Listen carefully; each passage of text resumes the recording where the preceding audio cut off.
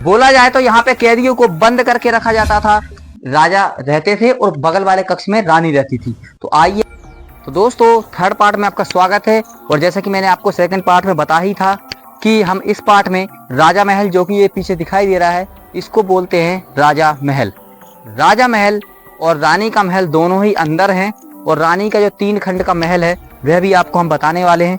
तो आइए चलते हैं इसके अंदर बिना देरी करे, और जल्दी से जल्दी आपको हम कवर करेंगे सारी महल, रानी का 3 खंड का महल। और इस किले में जो तोप है, करीब 2 तोपें हैं इस किले के अंदर, वह तोपें भी हम आपको दिखाएंगे कि आज के समय में करीब 450 साल पुरानी वह तोपें आज भी कैसी हैं और किस हालात में वह तोपें आज इस किले में पड़ी हुई हैं। तो उन तोपों को हम दिखाएंगे। उसके साथ ही पहले एक झलक यहाँ पर मारिए तो ये जो हौदी दिखाई दे रही है आपको, इसमें पहले के समय में पानी भर के रखा जाता था, जो कि यहाँ पे राजा रानियों के लिए पानी के जो इस्तेमाल है यहीं से होता था। और जबकि राजा रानी को पूरी व्यवस्था दी जाती थी, पानी की सुविधा होती थी, तो यहाँ पे सैनिक यहाँ पे स्टोर करके रखते थे और राजा रानी के लिए यहीं से पानी लेके जाते थे। तो आइए किले के अंदर एंट्री लेंगे। तो ये राजा रानी का भवन यहाँ से शुरू हो गया है, देखिए। और सबसे पहले आते से देखिए, ये रहा रानी का 3 खंड का वह महल जिसमें रानी रहती थी, और इसके ऊपर भी वो खिड़की है, रानी वहीं से बैठ के हवा वगैरह खाती थी और वहीं पे।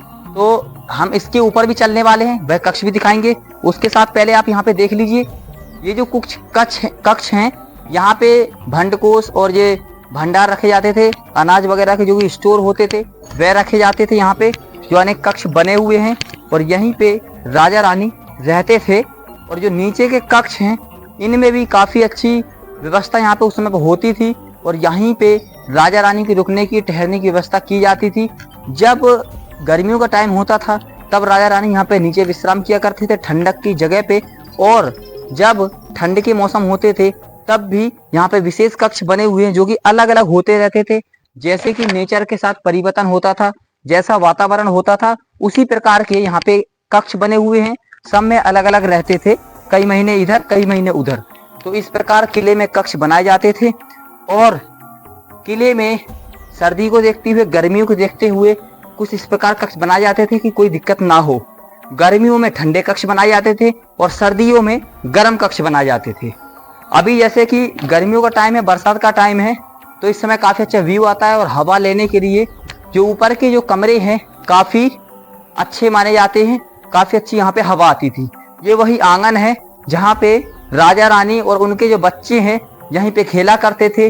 ये वही आंगन है जहाँ पे सूरवीर योद्धाओं ने कई बार जन्म लिया है और यहीं पे युद्ध करे हैं।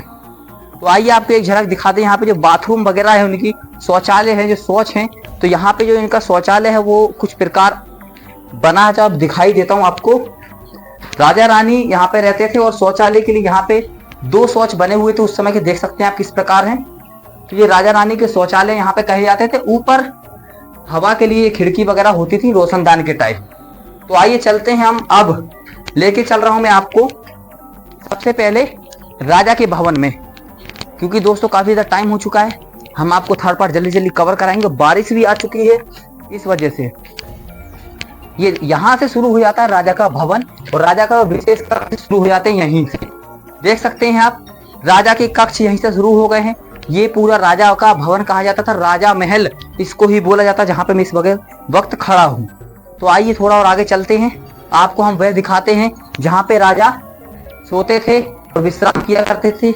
ये वही कक्ष है, ये आखिरी कक्ष जो कि राजा का कक्ष होता था, और राजा यहीं पे विश्राम किया करते थे। यहीं पे उनका जो एक हिसाब से बोला जाता गद्दी यहीं पे लगी होती थी, और यही वो कक्ष है, यहाँ पे राजा रहते थे और बगल वाले कक्ष में रानी रहती थी। तो आइए आपको लेके चलते हैं हम इस तरफ, जो कि यहाँ पे ये राजा महल कुछ इस प्रकार बनाया गया है कि चारों तरफ यहाँ से निगरानी की जा सकती है, और चारों तरफ के दृश्य हैं जो काफी देखे जा सकते हैं।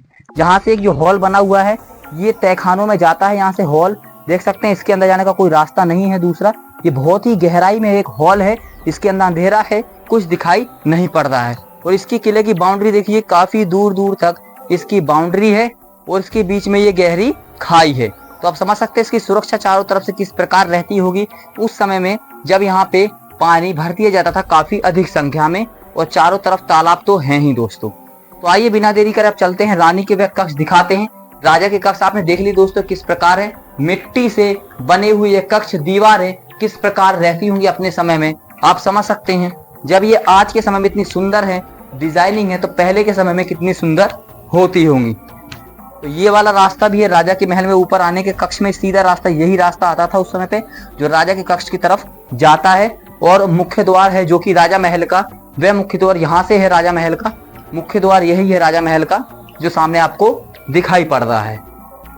तो ये राजा महल पूरा हमने आपको कवर कर दिया है, यहाँ पे दिखा दिया है किस प्रकार कक्ष हैं, किस प्रकार ये राजा के भवन है। 450 साल पुराना ये महल है राजा महल। सबसे पहला भवन यही निर्माण हुआ था इस किले में।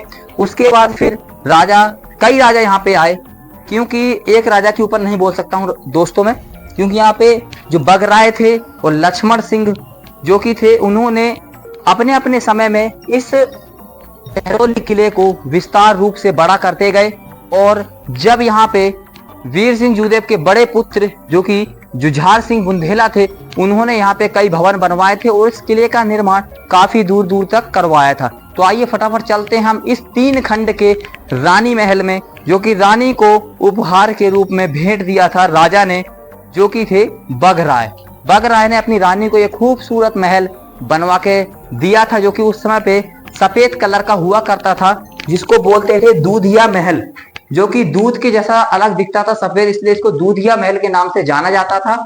और इस महल में करीब 2 खिड़कियां हैं, हर खंड पे एक ऐसी खिड़की मिलती है जो कि काफी व्यू के लिए जानी जाती है। यहाँ से नजारे भी काफी अच्छे आते हैं। ये तो कुछ भी नहीं दोस्तों, इससे भी अच्छा नजारा इसके ऊपर वाली खिड़की से आएगा। तो हम चलते हैं आपको लेके फटाफट इसके 2nd फ्लोर पे, और उसके बाद फिर 3rd फ्लोर पे। रानी जो रहती थी, उनकी जो रानी की दासियां रहती थी, वह रहती थी 3rd फ्लोर पे सबसे नीचे, और 2nd फ्लोर पे रानी का खुद का भवन होता था। यहाँ पे छोटी सीढ़ियों की सहायता के साथ हम आ चुके हैं ऊपर, और ये वही कक्ष है जहां पे रानी रहती थी। आप इस बात से अंदाजा लगा सकते हैं। देखिए एक बार ऊपर, यहाँ पे जो डिजाइनिंग है, रानी के कक्ष को विशेष रूप से दर्शाया गया है, कलाकारी की गई है और काफी अद्भुत बनवाया गया है।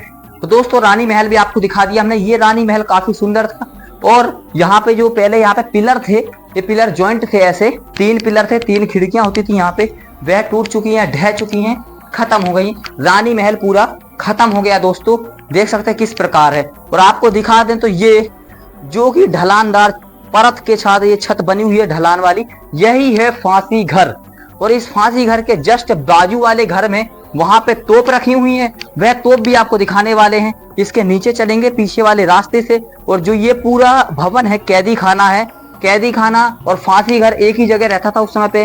कैदियों को यहीं पे रखते थे। जो विशेष गुप्तचर होते थे, अगर पकड़े जाते तो उनको मृत्यु दंड दिया जाता था। और रानी का ये एक खुफिया रास्ता, मतलब रास्ता नहीं है, अलमारी है दोस्तों। और यहीं पे उस समय पे जो गहने हैं, जेवरात है, रानी यहाँ पे रखा करती थी। और इस पहले के समय में ये कुछ बंद रहता था, बंद कर दिया जाता था खिड़की द्वारा, लेकिन अभी इसमें देखिए थोड़ी बहुत जगह है और यहाँ पे सामान रखने की काफी विशेष जगह है। तो फटाफट चलते हैं हम इस पूरे तहखाने वाले घरों में और फांसी घर में, और यहीं पे होता था कैदी खाना। फटाफट बिना देरी करे चलते हैं कैदी खाने की तरफ, और वहीं पे रखी हुई है तोप। तो फाइनली हम पहुंच चुके हैं। रानी महल कितनी ऊंचाई पे था दोस्तों, देख सकते हैं। रानी महल के साथ हम उतर के आ चुके हैं कैदी खाने में। यहाँ पे सारे कैदियों को एक साथ रखा जाता था, एक ही जगह पे। बोला जाए तो यहाँ पे कैदियों को बंद करके रखा जाता था, और यहाँ पे फांसी भी कैदियों को दी जाती थी। वह भी आपको हम दिखाते हैं। जो कक्ष है आज भी उसमें चीखें सुनाई देती हैं, किस प्रकार यहाँ पे फांसी दी जाती थी दुश्मनों को। देख सकते हैं यहाँ पे जो फांसी घर है उसकी शुरुआत यहाँ से हो गई है, और ये वही कैदी खाने हैं। यहाँ पे कैदियों को बंद करके रखा जाता था और कैदी यहाँ से नहीं निकल पाते थे। तो आइए दोस्तों हम दिखा दें आपको। यहाँ पे काफी अंधेरा बना हुआ है, जो सामने देख रहे हैं ये वाला कक्ष, इसी को बोलते हैं फांसी घर। और काफी खतरनाक भयानक यहाँ से दिखाई दे रहा है दोस्तों। इसके अंदर जाने की मैं हिम्मत भी नहीं करूंगा, काफी बेकार लग रहा है दोस्तों, मैं इसके अंदर नहीं जाना चाहूंगा। और यहाँ पे देखिए, आइए तो यहाँ से गलियारा है, इसमें फांसी घर के चारों तरफ गलियारा है, जो कि वो कक्ष दिखाई दे रहे हैं बंद छोटे छोटे, वही कैदी खाने हैं। उधर लंबाई में भी कैदी खाने हैं, और दूसरी तरफ यहाँ से रास्ता जाते हैं, कैदी खानों के स्टार्ट हो जाते हैं। यहाँ से भी कैदी खाने पूरे पीछे तक गए हुए हैं, जो कि काफी बड़े बड़े यहाँ पे कक्ष हैं। तो यहाँ से रास्ता गया हुआ है दोस्तों, आपको एक बार दिखाई देता हूँ मैं, क्योंकि बरसात का समय है दोस्तों, तो काफी मेहनत हो रही है। वीडियो को लाइक कर देना, चैनल को सब्सक्राइब कर देना दोस्तों अगर नए आए हो तो। ये देखिए, ये बेसमेंट वाले वही कैदी खाने हैं जहाँ पे कैदियों को रखा जाता था अंधेरे में, उनको बिना पानी के और खाना पीना भी नहीं दिया जाता था, ऐसे ही यहाँ पे रखा जाता था। उसके साथ आएंगे और आगे, तो यहाँ पे स्टार्ट हो गया है, ये ऊपर जाने का रास्ता है। इसके ऊपर अभी नहीं जाएंगे क्योंकि पानी है और ये चट्टानें कभी भी गिर सकती हैं। हम जा रहे हैं इसके बाहर वाले रास्ते में, और यहाँ से आ चुके हैं दोस्तों हम बाहर। ये कैदी खाने के लिए यहाँ पे रखते थे और यहीं पे सैनिक भी काफी अधिक संख्या में रहते थे, जिसकी वजह से यहाँ पे कोई भी परिंदा पर नहीं मार सकता था। काफी खतरनाक कैदी यहाँ पे रहते थे, और जो कि युद्ध में परास्त किए हुए राजाओं के सैनिक बचते थे, उनको भी यहीं पे कैद करके रखा जाता था। और यहाँ पे विशेष सेना नियुक्त की जाती थी, जो कि काफी निपुण सैनिक होते थे, उनको यहाँ पे रखा जाता था उनकी निगरानी करने के लिए। अब आइए आपको दिखाते हैं 12 द्वारी, जहाँ पे नृत्य वगैरह होता था और जहाँ पे रखी हुई है तोप, वह जगह चलते हैं आपको लेके। ये जो आप देख रहे हैं, यहाँ से स्टार्ट हो जाती है 12 द्वारी। यहीं पे 12 द्वारी में राजा जुझार सिंह और वीर सिंह जूदेव के समय में जब यहाँ पे नृत्य वगैरह होते थे तो यहीं पे कराए जाते थे। काफी सुंदर यहाँ पे नजारा रहता था उस समय पे। ये 12 द्वारी है, यहीं पे नृत्य वगैरह होते थे इसके ऊपर वाली स्टेज पे। तो आइए हम इस तरफ से चलते हैं साइड से और आपको दिखाते हैं वह तोप, जहाँ पे तोप का नाम भी काफी खतरनाक है दोस्तों, क्योंकि हर किले में एक तोप होती थी और यह तोप इस किले की सबसे खतरनाक तोप मानी जाती थी। और एक बार जब ये तोप चली थी तब इस किले में और पूरे टहरौली शहर में इतनी भयंकर गर्जना हुई थी कि यहाँ पे जो महिलाएं थी उनके गर्भपात हो गए थे। जैसे कि दोस्तों आपने नाम सुना ही होगा, बल्देवगढ़ की तोप कहे जाने वाली गर्भ गिरावन तोप का नाम तो सुना ही होगा। उसी प्रकार इस तोप का भी नाम काफी खतरनाक था और मैसूर था, क्योंकि यह तोप काफी गर्जना करती थी। काफी विशाल का तोप है, इसका गोला करीब 5 से 6 किलोमीटर दूर जाके गिरता था। तो देख सकते हैं ये है 12 द्वारी, यहाँ पे नृत्य वगैरह होते थे। यहाँ पे जहाँ मैं खड़ा हुआ हूँ इसी स्टेज पे यहाँ पे सिंहासन लगाया जाता था राजाओं का, और यहाँ पे बैठते थे और यहीं पे नृत्य वगैरह होता था। अब ये 12 द्वारी हमने आपको दिखा दी है, अब दिखाएंगे हम आपको वह तोप। देखिए ये पड़ी हुई तोप जंग खा चुकी है और बरसात के समय में आज भी 450 साल बाद यहाँ पे पड़ी हुई है। तो इस तोप का जो मुख्य मार्ग है दोस्तों कुछ इस प्रकार, मतलब बनावट ही कुछ इस प्रकार है दोस्तों इस किले तोप की, कि जो यहाँ पे आप हॉल देख रहे हैं, यहाँ से इस तोप का जो बाती है, बाती यहाँ पे रखी जाती थी। बाती यहाँ रख के आग जब यहाँ पे लगाते थे तो वो वाली बाती यहाँ से जाती थी। और इसके अंदर ये देख सकते हैं जो हुक है ये काफी मजबूती के साथ बनवाते थे, क्योंकि तोप का जो पीछे का हिस्सा मजबूत रहेगा तभी तो तोप का गोला कितना आगे जाएगा। देख सकते हैं कितनी लंबी ये विशाल तोप है और आज किस प्रकार पड़ी हुई है। इस तोप को देख सकते हैं, आगे से जो मुंह है इसका दिखाएंगे आपको। देखिए इसमें जो गोला है करीब इतना बड़ा इसमें गोला डाला जाता होगा दोस्तों। उस समय में इसका जो मुख है, मुख इसका छोटा है और उसकी आकार है तोप का इतनी मजबूती से बनाया गया है कि इस तोप के चलने से ये तोप आज तक कभी फटी नहीं है। और इस तोप ने गोले करीब इतने दागे हैं, क्योंकि उस समय पे मराठाओं के और कई अन्य राजाओं के और उस समय पे जो मुगलों के आक्रमण होते थे दोस्तों, तब यह तोपें काफी मदद करती थी टहरौली के किले को और टहरौली की राजा को, क्योंकि इस तोप की गर्जना ही इतनी तेज होती थी, क्योंकि यहाँ पे दुश्मन इस तोप की जो गर्जना सुन के कई बार तो भाग जाते थे। क्योंकि इस तोप का नाम ही कुछ इस प्रकार है, इसका नाम है शेरगढ़ी तोप। यह शेरगढ़ी नाम से, इसका शेरगढ़ी नाम इसलिए पड़ा था क्योंकि ये शेर की तरह दहाड़ती थी और इसकी काफी गर्जना होती थी, तो इस तोप का नाम शेरगढ़ी तोप पड़ा था। और यह तोप आज भी पड़ी हुई है, इसको तो कोई हिला भी नहीं सकता दोस्तों, काफी वजनी है ये। और इसमें जब गोला, काफी बड़ा आकार का गोला दिखाई दे रहा है, काफी लंबी तोप भी है ये। तो दोस्तों हमने टहरौली किला पूरा कवर कर लिया है। अगर आपने पहले और दूसरे पार्ट नहीं देखे हैं तो जाके जरूर देख लेना। और यहाँ पे मैंने पूरा टहरौली किला कवर कर दिया है। तो दोस्तों हमने ये पूरा टहरौली का किला कवर कर लिया है, बारीकी से एक एक चीज आपको दिखा दी है। शेरगढ़ी तोप दिखा दी है, कैदी खाना दिखा दिया है और फांसी घर भी दिखा दिया है, राजा रानी के महल भी दिखा दिए।